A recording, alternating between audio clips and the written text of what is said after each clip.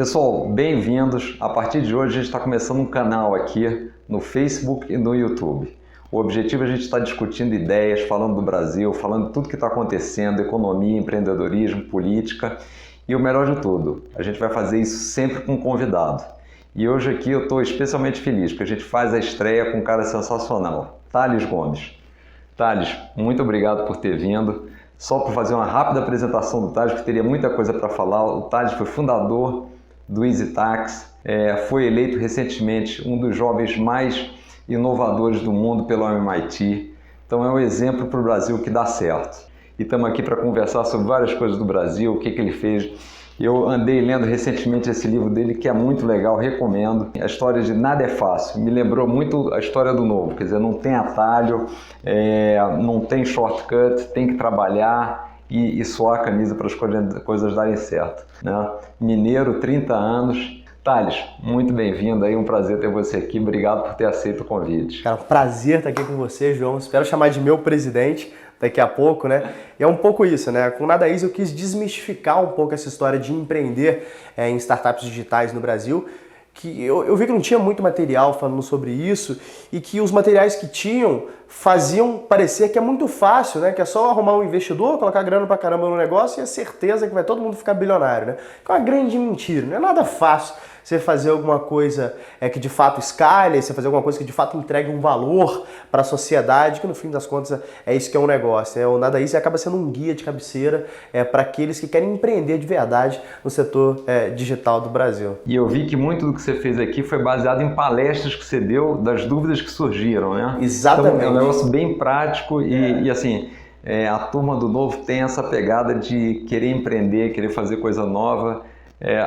Seria legal a gente falar um pouquinho depois das ideias, do que aconteceu com você, qual foi o seu aprendizado nesse processo todo de ser um empreendedor de sucesso aí. É um pouco disso mesmo, João. Assim, eu acabei vendo muito que eu fiz, webinars, palestras, as dúvidas, quase que 90% delas são iguais, assim, dependendo da fase que a pessoa está aí na criação do seu empreendimento, né? Seja ele um negócio, seja um partido. A gente passa por muita coisa que é muito parecida, eu tentei reunir isso tudo no livro ali. Mas, Thales, esse negócio do Novo é uma história interessante, porque quando a gente começou a conversar lá em 2008, 2009, a ideia não era montar partido político.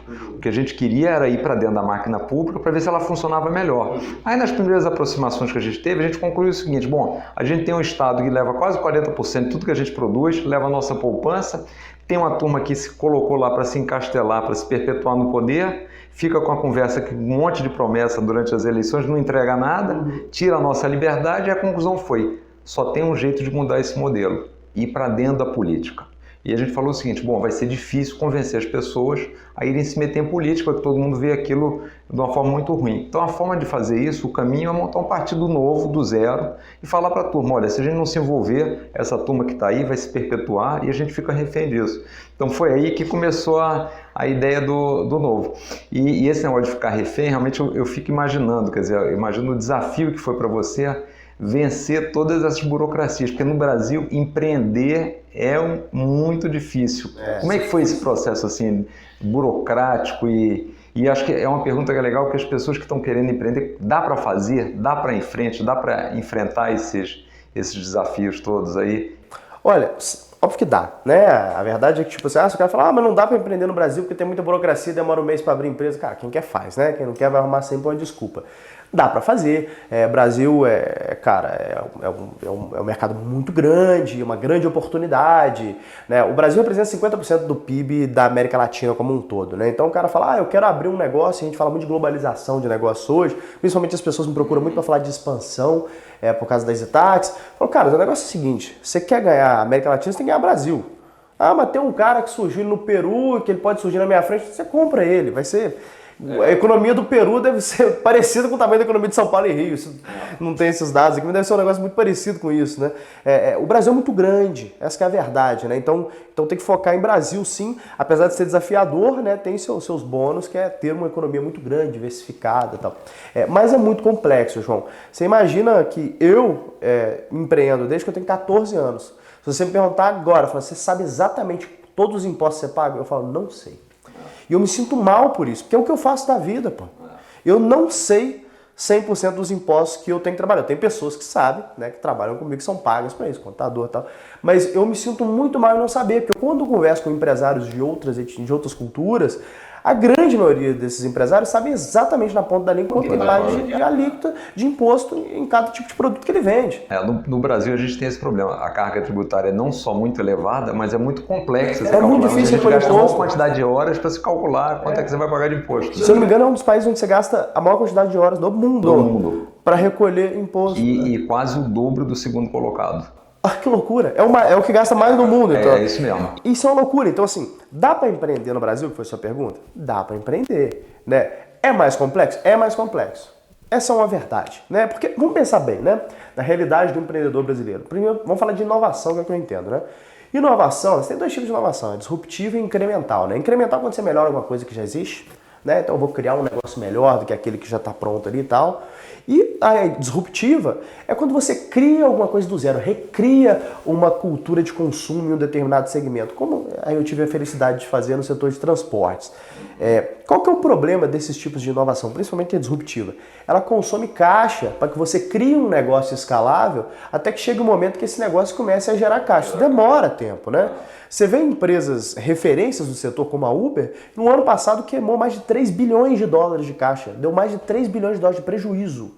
Ou seja, gasta-se muito dinheiro para poder gerar um negócio, para fazer um negócio de fato gerador de caixa, até que você não precise mais do famoso funding, né, no famoso investimento, né? Para o telespectador entender, geralmente a gente busca a figura do investidor para fazer esse investimento de modo que a empresa mature o suficiente para começar a gerar caixa e não depender mais desse investimento. E aí que entra o problema de empreender no Brasil. A gente tem um país que tem um dos maiores juros reais do mundo. Ou seja, para quem é rico, é mole ganhar dinheiro no Brasil. Eu tenho segurança de falar isso. Eu tive a oportunidade de me tornar um investidor depois do exit e tal. E realmente é muito fácil ganhar dinheiro no Brasil. É muito fácil se tornar um rentista com esses juros reais. E agora eu acho legal a gente explicar para as pessoas que estão assistindo por que a taxa de juros no Brasil é tão alta. Basicamente pelo seguinte, o Estado arrecada muito, só que gasta mal e não consegue, mesmo que arrecada, pagar as contas. Então ele está sempre endividado, está sempre tendo que tomar dinheiro. Então ele compete com você, com o investidor. Então o investidor tem a opção de deixar o dinheiro rendendo lá 10, 12, até pouco tempo atrás 14% no Estado, ou tomar o risco no negócio. Normalmente a pessoa diz, não, não vou tomar o risco, vou deixar 14%. Então o empreendedor, quem mais atrapalha o empreendedor, não só por toda a burocracia, é o Estado que disputa a poupança das pessoas. O Estado gastador. Gastador. Que é essa balela que a gente ouviu aí nos últimos 11 anos, 12 anos, porque é o Estado, esse negócio de keynesianismo, né? Vamos gastar mais para gerar mais dinheiro na economia. Você está basicamente gerando um efeito inflacionário e fazendo com que, para o país ficar atrativo aos olhos do investidor, ele tem que aumentar a taxa de juros, senão o cara não investe em bonds, não investe em tesouro direto, esse tipo de coisa que financia a operação do país. Fechando o racional aqui, como você bem explicou, né? Então eu disputo com o Estado brasileiro para conseguir criar inovação, para conseguir gerar emprego, o que faz com que o custo do capital seja muito alto no Brasil. Ou seja, é muito difícil de levantar investimento. Então, além de ser difícil, porque é muito burocrático, porque a carga tributária é altíssima, porque para eu ter o direito de gerar um emprego, eu tenho que pagar 80% a mais do salário do cara para ele estar basicamente legalizado ali, né, de acordo com as leis trabalhistas, e ainda correr o risco de ter que fazer um saving ali para quando eu mandar esse cara embora, pagar pelo menos 3 a 4 meses a mais de salário desse cara. Eu ainda tenho um problema que é muito difícil levantar capital no Brasil, né? O juros real no Brasil chegou a bater 5%. Só para fazer uma comparação aqui, Estados Unidos é 1%. A Alemanha, da última vez que eu olhei, uns 3 meses atrás, estava menos 1,7%. É isso mesmo. Ou seja, é loucura, né? Loucura. E eu ia aproveitar a tua experiência, que a gente sabe que no Novo tem muito empreendedor, muito apoiador e filiado do Novo, tem o espírito empreendedor. E eu sei que você, antes do EasyTax, você tentou tocar 2 negócios que não foram muito para frente. E eu acho que quem começa um negócio tem sempre aquela dificuldade de saber o seguinte, bom, esse é um momento de investir mais ou é um momento de eu dizer o seguinte, não, esse negócio não foi para frente, é melhor abandonar. Você conseguiu, em função dessas tuas experiências, saber como é que você lida com isso? Qual é o momento que você diz, não, isso aqui faz parte ainda do processo de crescimento ou não, esse negócio não tem futuro, é melhor eu largar já? Então, você sabe que essa é uma pergunta que não é fácil de você responder em uma frase, né, João? É como a gente falou, não existe fórmula de sucesso. Se existisse, inclusive, eu não ia falar para ninguém, né? Ia guardar para mim, ia ser o maior empresário do mundo. No Nada é Isso, eu tento falar um pouco disso ao longo do livro, né? Então, os primeiros 3 ou 4 capítulos ali, a gente dá ferramentas para que a pessoa tenha subsídio para tomar essa decisão. Qual que é o grande problema, né? Toda mãe acha o filho bonito. Então, quando você está com um negócio ali, você fala, puta, ainda não ganhou tração, mas daqui a pouco vai, tá crescendo o número de usuários, mas de repente, se você começar a cobrar, nenhum usuário vai crescer ou ninguém vai pagar pelo serviço. Você tem uma série de análises que tem que ser feita para saber se você está no caminho certo ou se está no caminho do buraco, né? Demanda um pouco de tempo, às vezes, para descobrir isso. Quanto mais cedo você descobrir, melhor, porque você tem a chance de mudar o direcionamento desse negócio, como a gente usa no jargão, né? Pivotar esse negócio para criar um negócio que, de fato, as pessoas estariam dispostas a pagar por ele e aí sim caminhar para fazer o que a gente chama de um negócio, né? A gente tem que desmistificar um pouco o que é um negócio, o que é empreender, né? Que tá na moda, tá cheio de empreendedor de palco aí, ganhando dinheiro pra caramba, falando óbvio, né? Que você tem que acreditar no seu coração. A verdade é o seguinte, empreender nada mais é do que resolver problema. Perfeito. Né? Então o que o empreendedor faz? Ele resolve o problema de alguém. Aí alguém vai e paga esse cara. Falou, opa, você resolveu o problema? Toma o dinheiro aqui. É isso. Não tem diferença nenhuma entre eu fazer um easy taxi, fazer uma Singu ou fazer pão. Eu estou resolvendo o problema de alguém e alguém está disposto a pagar. E eu acho que esse negócio que eu vi que você fala que eu achei muito legal, que é o seguinte, quando você está buscando algo para empreender, você tem que dizer o seguinte, que problema eu estou resolvendo? Isso. Porque se você não está resolvendo problema nenhum, aquilo não tem valor. Não tem valor nenhum. Acho que é muito parecido com você, foi um grande empreendedor junto com o pessoal que criou o Novo, que falou, bom, existe um problema muito grande hoje que é a crise de representatividade. Não tem nenhum partido que represente a minha geração, porque não representa os meus valores. Então o que eu vou ter que fazer? Eu vou ter que criar uma plataforma para resolver esse problema de Brasil. Foi um pouco disso o racional. Foi exatamente. E eu queria te provocar num assunto que sempre nos apertam e a gente tem uma posição muito firme. E eu já vi que você também pensa parecido, que é a questão do Estado não ter empresas. A gente aqui no Novo defende que tudo tem que ser privatizado, reduzir essa história de que são coisas estratégicas, quando na verdade o Estado está sendo só utilizado pelos políticos para fazer as indicações e se perpetuar lá. Você acredita mesmo que a maioria da população é contra isso ou você acha que as pessoas estão se convencendo de que as empresas não têm que ser públicas, têm que ser tocadas pelas pessoas físicas, privatizadas e dá para avançar com esse discurso? Qual que é a tua visão? Porque eu sei que você concorda com o mesmo conceito. Sim, eu acho que, cara, fazendo uma análise empírica de conversa, assim, desde que você conversa com as pessoas que trabalham na nossa casa, nos ajudando no dia a dia, com as pessoas que às vezes têm uma vida um pouco mais simples, que em tese são as pessoas que não teriam tanta informação para tomar um tipo de decisão, né? O que é uma grande mentira, que a informação hoje ela é mega democrática. A mesma informação que eu tenho acesso, uma pessoa muito mais simples também tem acesso, porque a internet está aí para isso. Eu vejo que a janela de Overton se movimentou muito para o lado das ideias liberais. Então, quando a gente falava em privatização da Petrobras, há 10 anos atrás, era inimaginável. É um absurdo. Eu falava sobre isso, meus amigos, né? Eu cresci no Rio de Janeiro, eu tenho muitos amigos que pensam diferente de mim. Era inimaginável quando eu falava em privatização da Petrobras. Aquele discurso, né? O petróleo é nosso. Tudo bem, a gente paga uma das gasolinas mais caras do mundo, mas continua sendo nosso, né? Você atravessa no Paraguai, a gasolina é metade do preço, mas tudo bem, o petróleo é nosso. E hoje a gente viu o que aconteceu, né? A Petrobras nada mais é do que um balcão de negociata para quadrilheiro. Né? Então, o problema da gente ter o Estado enquanto empresário é que todas as vezes que você der o poder para alguém gastar o dinheiro dos outros, ele nunca vai gastar pensando nas pessoas que ele deveria pensar, ele vai gastar pensando em benefício próprio. Exato. O lobo é o homem do lobo, o homem é o lobo do homem. Né? Então, não adianta, a pessoa pode ser muito bem intencionada. Quando você entrega muito poder para essa pessoa, a tendência é que as coisas mudem, a não ser que o sistema esteja pronto para não deixar que isso aconteça. Então, quando a gente tira a figura do Estado empresário, né, a gente tira o poder de fazer licitações. Exato. Porque licitação é o melhor mecanismo que existe para criar corrupção. Né? Se eu quiser criar um ato de corrupção, eu vou fazer através de licitação. Eu tenho 2 empresas que fazem a mesma obra ali com preço parecido, eu vou chamar o cara que vai me dar um rebate. Esse que é o racional dos caras. Né? Então, acho que esse que é um problema. Né? Todo mundo concorda que corrupção é ruim.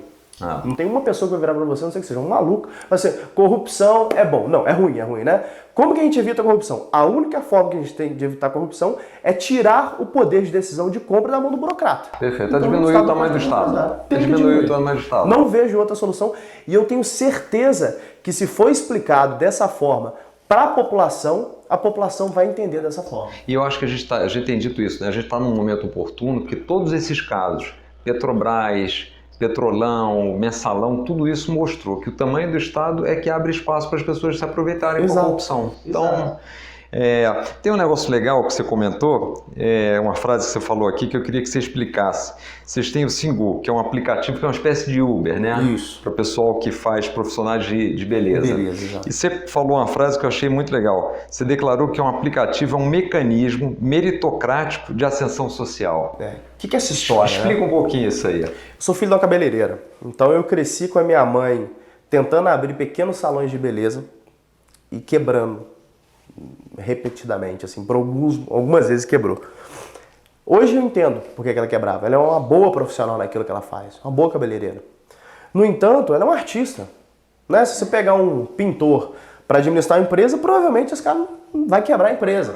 É a mesma coisa que aconteceu ali. O negócio de beleza, um salão de beleza, é um negócio de real estate e de gestão de fluxo de caixa. Então, você pode ter o melhor cabeleireiro do mundo. A gente está aqui na região de São Paulo, né? Se esse cabeleireiro não está posicionado em um lugar, uma área nobre aqui de São Paulo, se você botar ele para a área periférica, ninguém vai atrás do cara. Não vai funcionar. Por isso que eu falo, salão é um business de real estate e gestão de fluxo de caixa, porque tem muita compra de material e tal. Aí qual que é a ideia da Singu? A gente falou, como? Bom, o que a gente vai fazer agora com esse conhecimento que a gente teve de EasyTax, de expandir esse negócio para o mundo inteiro? Vamos continuar nessa categoria de O2O, mas vamos olhar para um mercado ainda maior. E o mercado de beleza é um mercado pelo menos 4 vezes maior que o mercado de transporte, né? É um mercado que movimenta no Brasil 100 bilhões de reais anualmente, onde 46% disso está focado em serviços de beleza. O Brasil é o segundo maior consumidor de beleza. Alguns estudos falam que é o segundo, outros falam que é o terceiro, mas está no top 3, maior consumidor de beleza do mundo. E não tinha ninguém olhando para esse setor de marketplace em beleza. Eu falei, vamos criar um negócio, mas invertendo o jogo. Os salões de beleza captam geralmente 70% desse profissional e repassam para ele 30%, que eles chamam de aluguel de cadeira. Eu falei, bom, com tecnologia dá para eu fazer esse processo de desintermediação do salão de beleza e pagar muito mais para o profissional, porque eu não tenho capex, não tenho investimento em real estate, não tenho que pagar conta de luz, cara, conta de água, cara. Eu tenho investimento em pessoas e tecnologia. Então eu inverti o modelo de negócio, eu pago 70% para o profissional e retenho 30%. Eu inverti o jogo. Com isso, o que eu pude fazer? Se você quer trabalhar de 7 da manhã às 10 da noite, domingo a domingo, sábado, domingo, feriado, Natal e Carnaval, você trabalha. Tanto que eu tenho manicure hoje, João, que morava em favela, mãe solteira que foi abandonada pelo marido e estava quase passando fome quando entrou trabalhar com a gente, hoje ganhando 6 mil reais por mês comprando carro. Muito bom. Essa é a ascensão social. Isso é uma ascensão social de verdade. É gente que quase passava fome, moradora de comunidade que não gostava daquela realidade, entrou 3 meses, mudou completamente a realidade dela. Saiu de, sei lá, de subsistência para virar classe, considerado pelo PT classe média alta, né? Ganha 6 mil reais por mês ali na plataforma. Eu tenho muito prazer em fazer parte dessa plataforma, que hoje atende dezenas de milhares de pessoas mensalmente e cresce 30% ao mês, que é a melhor forma que eu entendi que eu tenho de contribuir para a liberdade no Brasil, contribuir diretamente para a sociedade como um todo e de uma forma que eu acredito. Eu também ganhando com isso. Eu não acredito que você vai fazer algo simplesmente pelo fato de, eu quero fazer. Pode até ser que faça, e se for puramente de coração, no mínimo você está tendo algum ganho pessoal, que se sente muito bem com isso. Eu acredito em fazer isso e ter um ganho financeiro também. Claro, até para que a coisa seja sustentável. Seja sustentável, exatamente. Tem umas perguntas que a gente recebeu pelo Twitter, queria passar aqui para vocês. Tá bom. O Ronan Botelho perguntou para a gente o seguinte, disse que o EasyTax, é óbvio, quer dizer, ele falou o seguinte, os carros próprios com EasyTax acabam saindo menos à rua porque fica mais fácil você usar o transporte que está lá. Sim. Com isso você economiza vaga de estacionamento que deixam de ser ocupadas e a pergunta dele é o seguinte, você acha que esses processos, esses aplicativos acabam por melhorar a mobilidade urbana? Então, a minha intenção quando eu criei EasyTax era essa, né? Eu sou um cara que eu odeio o trânsito. Eu falei, bom, o tempo é o bem mais valioso da sociedade contemporânea. Como que eu consigo economizar esse bem mais valioso? Inclusive é o único bem finito que o ser humano tem, né? Você pode ser bilionário ou mega pobre, que todo mundo tem 24 horas por dia. Você não consegue aumentar ou diminuir o seu tempo. Eu falei, bom, trânsito é um dos maiores ralos de produtividade que existem no mundo. Vamos fazer o seguinte, vamos tentar cortar o trânsito. Como que eu corto o trânsito? Aumentando o share de uso de transporte público. táxi é um transporte público, é uma licitação pública, né? Então a ideia de criar a EasyTaxi foi meio que para isso, fazer com que fique mais fácil ter acesso a esse modal de transporte, que talvez o telespectador que é mais novo não tenha tido acesso a cooperativas de táxi. Você provavelmente usou muito cooperativa. Você lembra a loucura que era chamar um táxi cooperativo. Inferno. Então a gente quis facilitar o acesso a esse modal de transporte para que, consequentemente, menos pessoas tirem seus carros da garagem, principalmente no horário de pico. Legal. Então eu acredito que sim. Teve uma outra pergunta que foi em relação ao seu EasyTaxi, o relacionamento com os sindicatos. Foi algo muito complicado isso? Foi no mega início? complexo, João. No início eu recebi ameaça de morte. É porque o que aconteceu? Ali no Rio de Janeiro, né, foi complicado ali, porque a gente estava disruptando um mercado que você tinha pessoas ligadas ao alto escalão da política carioca, que era donas de cooperativas de táxi. Todo mundo conhece esses casos, não precisa eu falar isso na frente das câmeras. Então era muito complicado porque eu recebia a ameaça de quem deveria me proteger, que eram os burocratas, e a ameaça anônima que eu não sei nem de onde que vinha. Né? E falando literalmente em morte, né? Se eu continuasse com isso, daqui a pouco eu ia acordar com a boca cheia de areia, esse tipo de coisa, ligação anônima no meu celular. E eu tive que lutar muito contra o lobby das cooperativas, porque em algumas prefeituras tentaram nos encaixar como cooperativa de táxi. Eu falei, não, peraí, a gente é empresa de tecnologia, a gente tem nada a ver com cooperativa. Não, você tem que ter um registro de cooperativa, que tem que pagar uma taxa de não sei quanto, absurdo de taxa, para a prefeitura e se registrar como cooperativa, tem um limite de táxi que pode dar. Eu falei, que é isso? Não é nada disso que a gente está querendo fazer. Então a gente teve essa briga muito grande, né? Eu fui um brigador mesmo para poder fazer naquele momento ali com que esse mercado não fosse parado ali pelos burocratas que, obviamente, queriam continuar com as suas mamatas ali, junto às cooperativas naquele momento. Né? Aquela situação. Exato. Eu queria te fazer uma provocação aqui. A gente, no Novo, fala o seguinte, o que a gente está fazendo é empreendendo na política. Procurando trazer novas ideias, novos conceitos, gente nova. De fato, é um empreendimento na política. E eu vi já uma declaração sua dizendo o seguinte, que você acredita muito nessas novas gerações que estão vindo e que você não se vê indo morar fora do Brasil, abandonando o Brasil, desistindo do Brasil. E aí, com isso, eu fico com vontade de perguntar o seguinte, quando é que a gente vai ter o Thales vindo aí para a política? Dá para pensar nisso aí? Dá para pensar. Já passou essa ideia na cabeça? Passou, e eu te falo que eu tenho isso como um objetivo. Um dia eu quero entrar para a política de forma mais atuante. Hoje eu atuo mais por trás dos panos, ajudando o que eu posso ajudar, principalmente na construção do processo de liberdade no Brasil, que eu acho que é a única forma, a gente já perdeu o bônus demográfico, né? A única forma que a gente tem de prosperar como país é se a gente começar a diminuir um pouco o tamanho do Estado e tentar modernizar um pouco a gestão pública, né? Eu acho que eu tenho condição de contribuir com isso, não agora, não acho que eu estou preparado. Acho que eu tenho um processo de preparação que eu já venho fazendo há uns 5 anos, né? Estudando, participando de alguns processos de preparação que algumas pessoas que eu considero que entendem muito disso acham que eu deveria passar. Eu acho que eu tenho muito a entregar ainda na indústria privada e quando eu ver que de fato eu posso contribuir para o meu país de maneira atuante, eu vou entrar para a política. Sem Legal. Você falou do negócio da liberdade, eu queria até fazer uma pergunta para você, que é o seguinte, eu particularmente tenho a seguinte visão, o Brasil mudou de patamar há alguns anos quando a gente fez o Plano Real. Estabilizou a economia, inflação foi controlada e com isso o Brasil mudou de patamar, porque teve mais crédito, as pessoas puderam consumir mais, o dinheiro das pessoas deixou de se desvalorizar. E assim, eu agora acredito que a nova mudança de patamar rumo a gente ser um país onde a gente consiga, na verdade, combater a pobreza de forma efetiva, só será feita se a gente tiver liberdade econômica. Eu concordo. Eu não tenho como não concordar com isso. E assim, o difícil é que para fazer isso a gente precisa mudar o modelo de Estado e, consequentemente, as pessoas que se aproveitam desse modelo. Agora, sabe qual que é o grande negócio que eu acho que pouca gente fala? A gente olha aqui os presidenciáveis, né, como grandes paladinos da verdade, os super-heróis que vão salvar o país. Isso não é verdade, né? Quem conhece o nosso modelo de democracia sabe que quem comanda de fato a mudança no Brasil é o Congresso. Como que o Novo pretende, João, digamos que você seja eleito como presidente, a gente sabe que se a gente não tiver um Congresso que compactue com aquilo que você acredita, você não vai conseguir passar nada, não vai conseguir fazer nenhum tipo de mudança no Brasil. Qual que é o plano do Novo para a gente poder conseguir fazer essa mudança? Não, perfeito. A gente pensa muito nessa estratégia, tanto é que a nossa prioridade, uma delas, é estar com uma bancada forte no Congresso. O Novo deve lançar cerca de 350 candidatos a deputado federal. Olha só. Em 18 estados da federação, mais o Distrito Federal. Por quê? O que a gente está dizendo é assim, a gente precisa mudar esse modelo. E para mudar esse modelo, as mudanças passam pelo Congresso. Então não tem como, apesar de você pode ter no Executivo, mas a mudança efetiva virá com o Congresso. Né? Então é por aí.